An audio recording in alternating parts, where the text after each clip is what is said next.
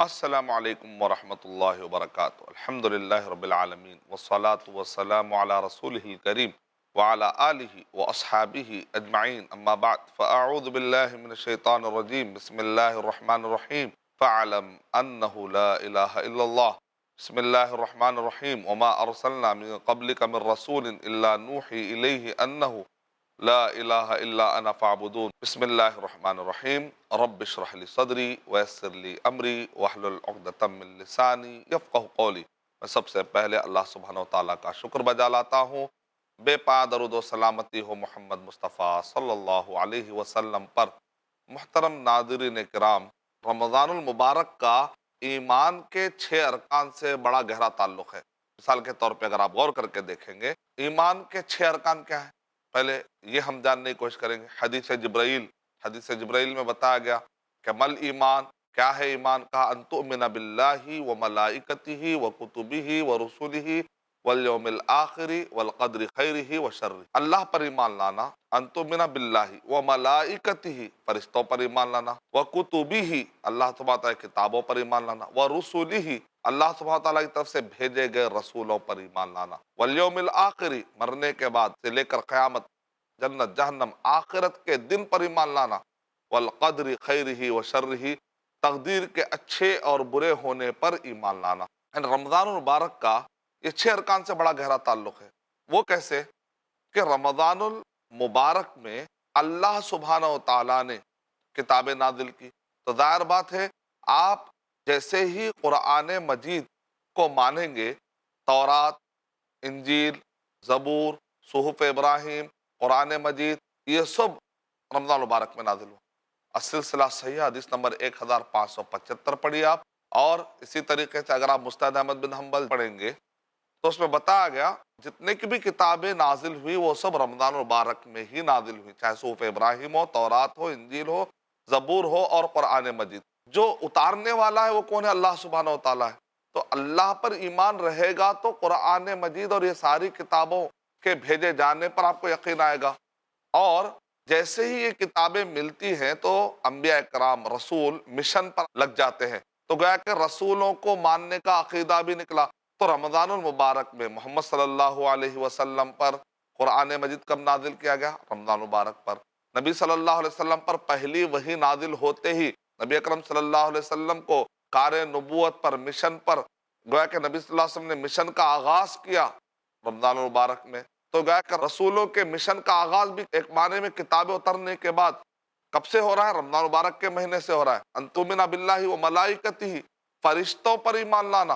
آپ تو جانتے ہیں انا انزلناہ فی لیلۃ القدر وما ادراک ما لیلۃ القدر، لیلۃ القدر خیر من الف شہر، تنزل الملائکۃ والروح، فرشتے نازل ہوتے ہیں رمضان مبارک میں، والروح، جبرائیل علیہ الصلوۃ والسلام، یعنی کہ فرشتوں کا آنا جانا لیلۃ القدر میں لگا رہتا ہے۔ اور لیلۃ القدر کا تعلق کس سے ہے؟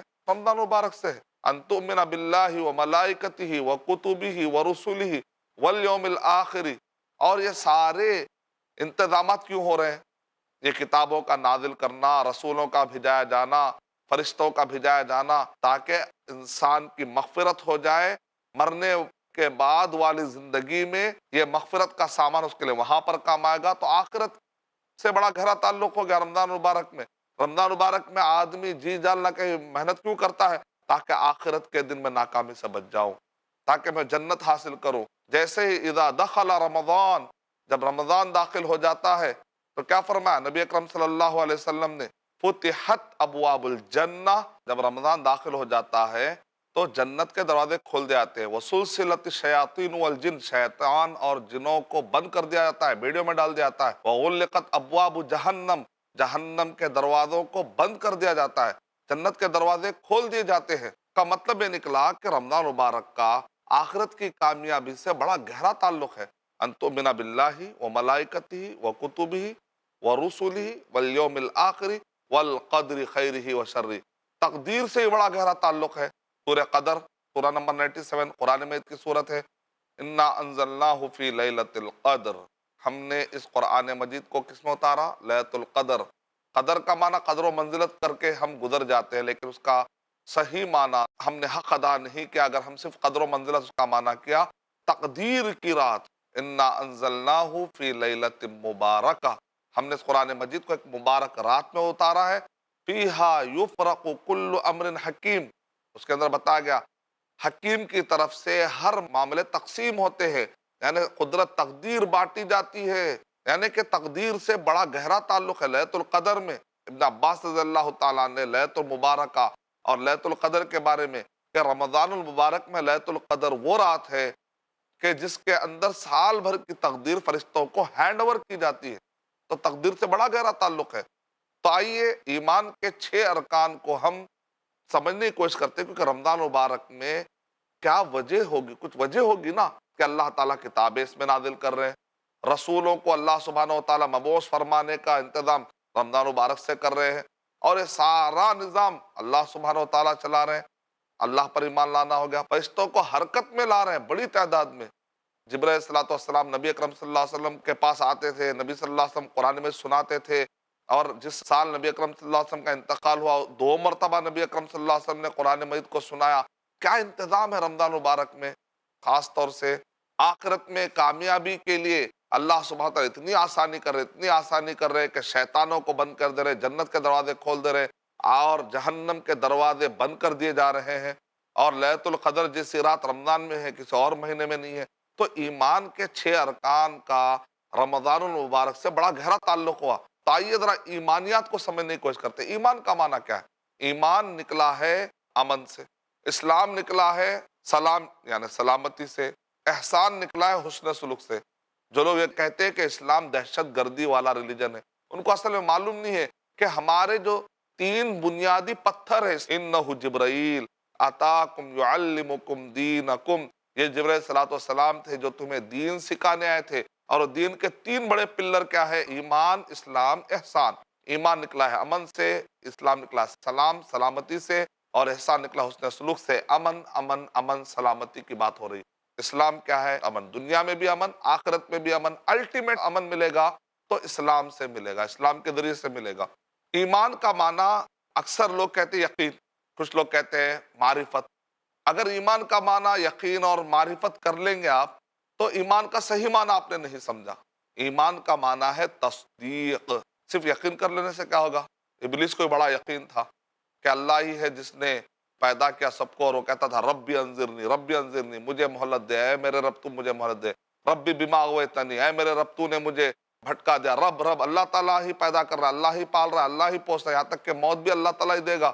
ابلیس کو یہ سب چیزوں کا یقین ہے، لیکن ابلیس نے اللہ کی بات کو نہیں مانا۔ کا مطلب کیا نکلا؟ صرف یقین کر لینا کافی نہیں ہے، بات ماننا بھی بہت ضروری ہے، تصدیق کرنا۔ تو ایمان کا معنی صرف یقین نہیں ہے، الایمان کا معنی یقین نہیں ہے۔ یقین عربک ورڈ ہے، 2 ورڈ 100% ایک ساتھ معنی میں آ نہیں سکتے، اس کا معنی کچھ اور زیادہ ہوگا۔ ایمان کا معنی، ایمان کا معنی یقین کہیں گے تو ناقص معنی ہے۔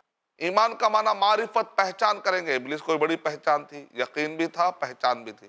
پہچان ہونا کافی نہیں ہے۔ امام ابو حنیفہ رحمۃ اللہ علیہ کہہ رہے ہیں اگر کسی نے کہا کہ ایمان معرفت کا نام ہے، پھر ابلیس بھی سب سے بڑا مومن ہو گیا، کیونکہ ابلیس کوئی بڑی معرفت تھی، صرف پہچان نہیں۔ آپ کی کیا ذمہ داری ہے، اس کو کیا آپ ادا کر رہے ہیں، اس پر نظر ہو۔ کیا آپ تصدیق کر رہے ہیں؟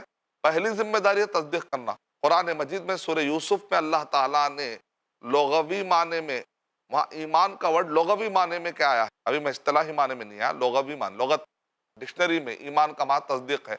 سورہ یوسف میں کہا ہے وہ وَمَا أَنْتَ بِمُؤْمِنٍ لَنَا وَلَوْ كُنَّا صَادِقِينَ۔ اے ابا جان، یعقوب علیہ السلام کے بیٹے یعقوب علیہ السلام کے پاس آتے ہیں، یوسف علیہ السلام کو کنویں پھینک دینے کے بعد یوسف علیہ السلام کے کپڑے نکالتے ہیں، اور اس کے اوپر تھوڑا سا خون لگا کر والد صاحب کو آ کر کہتے ہیں بھیڑیے نے یوسف علیہ السلام کو کھا لیا ہے۔ یعقوب علیہ السلام کو یقین نہیں آیا، کیونکہ ایسا بھیڑیا تہذیب والا کہاں ہوتا ہے، اتنا شریف بھیڑیا کہاں ہوتا ہے کہ بچے کے کپڑے نکال کے الگ رکھ کے اس کے بعد بچے کو کھاتا ہے، کپڑے پھٹے ہوئے نہیں ہیں۔ انہوں نے ثابت کپڑے لائے، کپڑا پھٹا ہوا بھی نہیں تھا، اور آ کر کہہ رہے ہیں ابا جان مانو، ابا جان یقین نہیں کر رہے ہیں۔ ایسا کیسا شریف بھیڑیا ہے کہ کپڑے پھاڑے بغیر بچے کو کھا لیا؟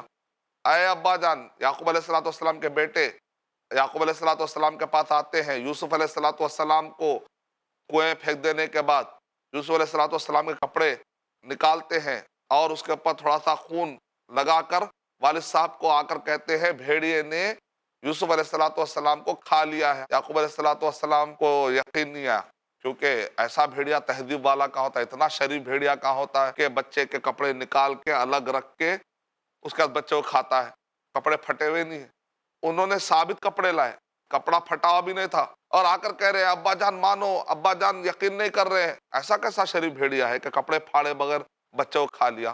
تو وہ لوگ کہہ رہے ہیں مانی ہماری بات، وما انت بمؤمن لنا، آپ ہماری بات کی تصدیق نہیں کریں گے اگرچہ کہ ہم سچے ہیں۔ تو یہاں پر مؤمن مصدق کے معنی میں، ایمان تصدیق کے معنی، الایمان و تصدیق لغت کے معنی، ڈکشنری میں معنی ہے۔ اسی سے معنی نکلتا ہے کہ صرف مان لینا جان لینا کافی نہیں ہے، ماننا بھی ضروری ہے۔ تو ایمان کو اصطلاحی طور پہ سمجھنے کے لیے امام نووی رحمۃ اللہ علیہ نے نقل کیا ہے صحیح مسلم کی شرح میں کہ ایمان 5 نون کا نام ہے۔ نون، یہ ذرا عربی میں تھوڑا سا بیر وتھ می، تھوڑا سا عربی میں سمجھنے کی کوشش کرے۔ الایمان، الایمان کا معنی کیا کرے؟ التصدیق بالجنان، جنان مانے دل، دل سے تصدیق کرنا۔ الاقرار باللسان، اس کے آخر میں بھی نون آیا، یعنی کہ زبان سے اقرار کرنا، لسان، جنان۔ والعمل بالارکان، اپنے جسم اور جوارح سے، جسم کے جتنے بھی اعضاء ہے اس سے عمل کر کے بتانا۔ نون نون نون آیا دیکھیں آپ، یعنی کہ سمجھانے کے لیے، یاد رہنے کے لیے۔ جنان مانے دل، لسان، لسان زبان سے ماننا، بالارکان اپنے جسم کے جو اعضاء ہے اس کے ذریعے سے بھی آپ کو عمل کر کے بتانا۔ خالی مان لینے سے کافی نہیں، اس کی دلیل دینا پڑے گا۔ نماز پڑھیں گے، روزہ رکھیں گے تو ہاں اس کا ایمان ہے، برائیوں سے اپنے آپ کو بچائے گا، ہاں اس کے پاس ایمان ہے۔ تو دل میں ایمان ہے یا نہیں پتہ کیسے چلے گا؟ اس کے اعمال کو دیکھ کر۔ تو والعمل بالارکان یزید بطاعت الرحمن، رحمان کی اطاعت کرنے سے ایمان بڑھ جاتا ہے۔ وینقص بطاعت الشیطان، شیطان کی اطاعت کرنے سے ایمان گھٹ جاتا ہے۔ تو یہ ایمان سمجھنے کے لیے بہت ضروری ہے۔ مثال کے طور پہ ایک آدمی کہتا ہے کہ میں زبان سے اقرار کرتا ہوں لیکن دل سے نہیں، تو پھر منافق کیا کرتے؟ زبان سے اقرار کرتے دل سے نہیں۔ کچھ لوگ ہیں دل سے مانتے لیکن زبان سے نہیں، جیسے ابو طالب ہے، میرا بیٹا جو کہہ رہا ہے وہ بات حق ہے، یہاں تک کے لیے بیکاٹ ہوا تو بیکاٹ میں بھی ساتھ دیے، جا کر بھتیجے کے ساتھ ان کا بھی بیکاٹ ہو گیا تو بھتیجے کے ساتھ دے دیا، یہاں تک کہ کھانے کو کچھ نہیں ملا تو پتے چبا کر بھی کھا لیے، سوشل بیکاٹ ہوا۔ یعنی اتنا یقین، لیکن اے ابا، اے چاچا، ایک مرتبہ کلمہ پڑھ لو، کلمہ نہیں پڑھ رہے، یعنی کہ اقرار، کلمہ پڑھنا بھی بہت ضروری ہے۔ اور ایک آدمی کہتا ہے کلمہ بھی پڑھ لیتا ہے، دل سے بھی مان لیتا ہے لیکن عمل میں کمزور ہے، تو ظاہر بات ہے اس کو مکمل ایمان تو نصیب نہیں ہوا نا، نقص آ گیا۔ اور جیسا جیسا آدمی گناہوں میں جاتا رہے گا اس کا ایمان گھٹتا چلا جائے گا، جیسا ایسا گناہوں سے دور ہو کر نیکیاں کرتا رہے گا ایمان بڑھ جائے گا۔ حضرت ابو الدرداء رضی اللہ تعالیٰ کہتے ہیں کہ کبھی ایمان اتنا بڑھتا ہے کہ اونچے اونچے پہاڑوں کی طرح ہو جاتا ہے، اور کبھی کمزور ایمان ہو جاتا ہے تو مکھی کی طرح ہو جاتا ہے۔ اسی لیے صحابہ اکرام آپس میں کہتے ہیں تعالوا نزداد ایمان، آؤ ذرا ایمان بڑھا لیں گے، آؤ ذرا ایمان بڑھانے کی بات کرتے ہیں۔ نبی اکرم صلی اللہ علیہ وسلم نے ارشاد فرمایا ان الایمان لیخلق کما یخلق الثوب، کہ ایمان بھی ویسے ہی کمزور اور بودا ہو جاتا ہے جیسا کہ کپڑا تمہارا کمزور اور بودا ہو جاتا ہے۔ جب بھی تمہارا ایمان کمزور ہو جاتا ہے اپنے ایمان کو ریفریش کرتے رہو، اس کو تازہ کرتے رہو، تو یہ ہے ایمان۔ تو ایمان جو آدمی دل سے تصدیق کرتا ہے، زبان سے اقرار کرتا ہے، عمل کرتا ہے، تو کن چیزوں کا کم سے کم بنیادی طور پر غیبیات کو ماننا ہے، تو اس میں سے 6 چیزیں تو ماننا ہی ماننا، وہ ارکان میں سے پہلا اللہ پر ایمان لانا۔ جیسے ہم یہ کہیں گے کہ اللہ پر ایمان لانا، تو ایک آدمی کہے گا کہ بھئی اللہ پر ایمان میں کیسے لاؤں؟ امام بہقی رحمۃ اللہ علیہ نے واقعہ نقل کیا کہ ایک شخص آیا کر اس نے کہا آپ نے کبھی اللہ کو دیکھا ہے کیا؟ تو وہ عالم صاحب نے کہا نہیں۔ کیا آپ نے کبھی اللہ تعالیٰ کی خوشبو سنی ہے؟ نہیں۔ کیا کبھی آپ نے اللہ سبحانہ و تعالیٰ کی آواز سنی ہے؟ عالم صاحب نے کہا نہیں۔ پھر آپ کیسے کہتے ہیں کہ اللہ تعالیٰ ہے؟ تو عالم صاحب نے کہا اچھا آپ نے کبھی اپنی عقل کو دیکھا ہے؟ آپ نے کبھی اپنی عقل کی آواز سنی ہے؟ کیا آپ نے کبھی اپنی عقل کی خوشبو سنی ہے؟ کیا آپ نے کبھی اپنی عقل کو ہاتھ لگایا؟ نہیں۔ پھر آپ کیسے کہتے ہیں کہ آپ کو عقل ہے؟ یعنی کہ ہر زمانے میں الگ الگ شکلوں میں لوگ خدا کو مانے یا نہیں مانے۔ ایک مرتبہ مجھ سے بھی ایک آدمی نے سوال کیا، ایک پروفیسر ہے امریکہ کے، بڑے پڑھے لکھے، انہوں نے کہا آپ یہ کیسے ثابت کرو گے کہ یہ قرآن مجید جو آپ مسلمان کہتے ہیں اللہ کے پاس سے تو اللہ ہے، قرآن مجید ہے اور محمد صلی اللہ علیہ وسلم رسول ہے، تو آپ یہ کیسے ثابت کرو گے کہ یہ قرآن مجید اللہ سبحانہ وتعالی کی طرف سے آیا؟ تو میں نے کہا بہت سمپل ہے، بہت آسان ہے سمجھنا۔ تو اس نے کہا خبردار قرآن مجید کی کوئی آیت نہیں کوٹ کرنا اور حدیث بھی کوٹ نہیں کرنا، قرآن مجید سے نہیں بتانا، قرآن مجید کو استعمال کیے بغیر مجھے سمجھانا ہے، کوئی آیت کوٹ نہیں کرنا، کوئی حدیث نہیں۔ اب مجھے آپ سمجھا سکتے ہو یہ قرآن کو تم ثابت کر سکتے ہو کیا؟ کیونکہ قرآن پہ میں سوال کر رہا ہوں، تم قرآن سے اگر ثابت کرو گے، میں تو قرآن کو مانتا نہیں ہونا، تو پھر تمہاری بات کو میں کیسے مانوں؟ تو میں نے کہا قرآن مجید کے آیت اور حدیث استعمال کرے بغیر اگر میں قرآن مجید کو ثابت کر دوں تو کیا آپ ماننے کے لیے تیار ہے؟ تو پروفیسر صاحب نے کہا بالکل میں تیار ہوں۔ میں نے کہا نیوٹن کی تھیوری کیا کہتی ہے؟ نیوٹن کا جو رول ہے میں اس کے بیس پر آپ کو ثابت کروں گا قرآن مجید، تو آپ سمجھ جائیں گے۔ نیوٹن کی جو تھیوری ہے وہ یہ ہے، جو چیز نظر نہیں آتی ہے اور کچھ چیزیں نظر آتی ہیں، جو چیز نظر نہیں آتی ایک ان نون چیز ہے، اور جو نون چیز ہے نون کے ذریعے سے ان نون کو جان لینا، اس کو کہتے ہیں کانسیپٹ آف انفرنس، انفر کرنا، نتیجہ نکالنا۔ تو آج کی جو سائنس ہے، اب پتہ نہیں، لوگ یہ کہتے ہیں کہ یہ نظر نہیں آ رہا اللہ سبحانہ و تعالیٰ، اللہ سبحانہ و تعالیٰ تو نظر نہیں آ رہے، کیسے آپ لوگ مان لیتے ہیں؟ تو ہم کہیں گے کہ کانسیپٹ آف انفرنس پہ اگر آپ غور ہے، آج کی جو سائنس ہے، پتہ نہیں آپ کون سی سائنس پڑھ رہے ہیں سر، آج کی سائنس تو یہی بتلا رہی ہے کہ جو لوگ جاننے کو بنیاد بنا کر نہ جاننے کی طرف جا رہے ہیں اور اس کو جاننے کی کوشش کر رہے ہیں، پوری دنیا ایسی ہی ہے، جو چیزیں جانی نہیں جاتی اس کو جاننے کی کوشش کر رہے ہیں، جو چیز جانی گئی ہے اس کو بنیاد بنا کر پوری سائنس تو اسی کی طرف جا رہی ہے۔ مثال کے طور پر نیوٹن نے کہا کہ زمین میں گریوٹی ہے، کیا کسی نے گریوٹی دیکھی؟ نہیں دیکھی، تو کیسے پتا چلا کہ زمین میں گریوٹی ہے؟ تو کہتے ہیں کہ گرتے ہوئے سیب کو ہم نے دیکھا، سیب اوپر نہیں جا رہا تھا، نیچے جا رہا تھا۔ اچھا، to approach the unknown thing through the known thing called as concept of inference. To know the unknown thing through the known thing، ایک known چیز کے ذریعے سے unknown چیز کو جاننا concept of inference ہے، یعنی اس کو کہتے ہیں استنتاج، ہم نے نتیجہ نکالا ہے بھائی، اگرچہ کہ نظر نہیں آ رہا لیکن ایک دلیل کی بنیاد پر نتیجہ نکالا ہے۔ اچھا، اس کا مطلب آپ یہ مانتے ہیں، چلیے اب سیب کو ہٹا کر قرآن مجید رکھ لیجئے اس کی جگہ پر، اب یہ بتائیے کہ اس کا آتھر کون ہے؟ اگر آپ یہ کہتے ہیں کہ محمد صلی اللہ علیہ وسلم اس کے آتھر ہیں، محمد صلی اللہ علیہ وسلم انسائکلوپیڈیا بریٹانیکا میں لکھا ہوا ہے کہ وہ تو امی تھے، محمد صلی اللہ علیہ وسلم ڈارک ایجز میں دنیاوی جو ماڈرن شکشا جو دی جاتی ہے، ایجوکیشن جو جاتا اس میں یہ بتایا جاتا ہے کہ 1452 میں جب ڈاونسی نے اعلان کیا تو تب یورپ کا رینیسانس ہوا کہ آج سے سائنسدانوں کو زندہ نہیں جلایا جائے گا، تب سے یورپ کے اندر سائنس کی بیداری آئی اور یورپ کو رینیسانس حاصل ہوا۔ اس سے پہلے کے دور کو پوری دنیا کو وہ لوگ کہتے ہیں ڈارک ایجز میں دنیا گزار رہی تھی، یعنی کہ 7th سینچری میں جب کہ قرآن میں نازل ہوا، 8 9 10 11 12 13 14، اس کو آپ ڈارک ایجز کا نام دیتے ہیں۔ 1492 میں امریکہ دریافت ہوا اور 1505 کے آس پاس میں آکسفورڈ اور کیمبرج کی یونیورسٹی کی بنیاد تو پڑی، یعنی کہ مطلب یہ نکلا کہ اس سے بہت پہلے قرآن مجید نازل ہوا۔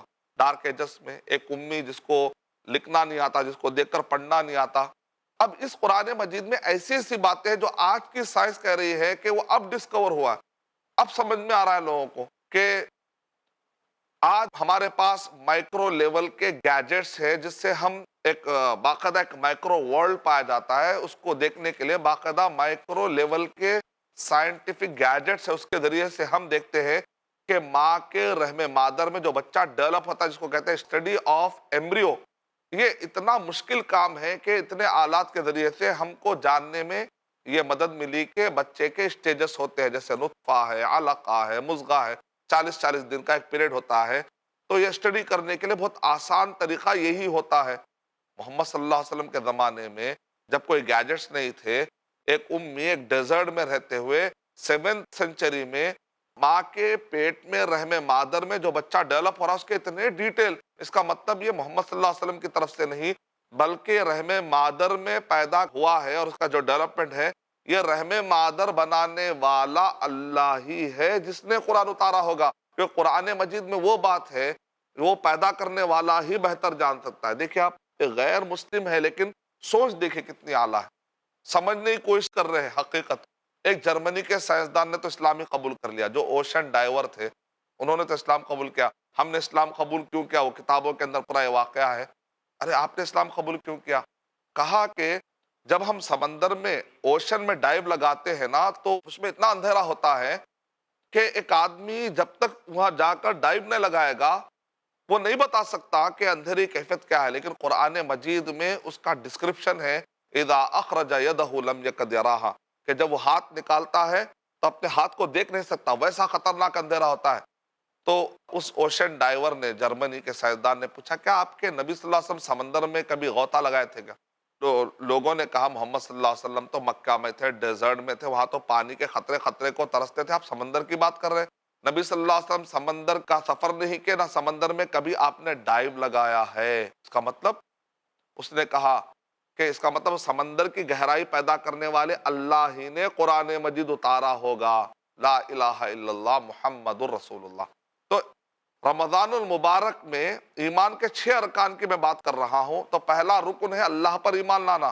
اللہ پر ایمان لانا، تو اللہ پر ایمان لانے پر جیسے ہم کہیں گے تو آج کے لوگ سوالات کریں گے، تو میں اس کے جوابات دے رہا ہوں۔ تو اللہ پر ایمان لانا، توحید الربوبیہ، توحید الاسماء والصفات اور توحید الالوہیہ، جس کے ڈیٹیل میں نے 4-5 ایپیسوڈ پورے میں نے توحید کی قسموں پر بیان کیے ہیں۔ انشاءاللہ گزشتہ ایپیسوڈ اگر آپ سمجھیں گے تو توحید کے بارے میں آپ کو ڈیٹیل پتا چلے گا۔ مختصر یہ ہے کہ 5 پوائنٹ دماغ میں رکھ لیجئے: اللہ کی ذات، اللہ کے نام، اللہ کی صفتیں، اللہ کے کام، اور اللہ کے ساتھ کی جانے والی عبادتوں میں کسی کو شریک نہ کرتے ہوئے یہ سارے حقوق ایک اللہ کے حوالے کر دینے کا نام توحید ہے۔ میں اللہ تعالیٰ سے دعا کرتا ہوں کہ اللہ سبحانہ وتعالیٰ ہمیں ایمان کے 6 ارکان سمجھنے توفیق عطا فرمائے۔ آج میں نے ایمان کے ایک رکن پر گفتگو کی، انشاءاللہ اگلے ایپیسوڈ میں باقی کے جو ایمان کے ارکان ہیں اس پر تفصیل سے میں گفتگو کرنے کی کوشش کروں گا۔ میں اللہ سبحانہ وتعالیٰ دعا کرتا ہوں کہ اللہ تعالیٰ ہمیں توفیق عنایت فرمائے کہ اس رمضان مبارک کو ہم علم کے ساتھ سمجھ کر اس رمضان مبارک کو گزارنے کی توفیق عطا فرمائے، علم کی بنیاد پر ہمیں عمل کرنے کی توفیق عطا فرمائے۔ آمین وآخر دعوانا الحمدللہ رب العالمین۔ السلام علیکم ورحمۃ اللہ وبرکاتہ۔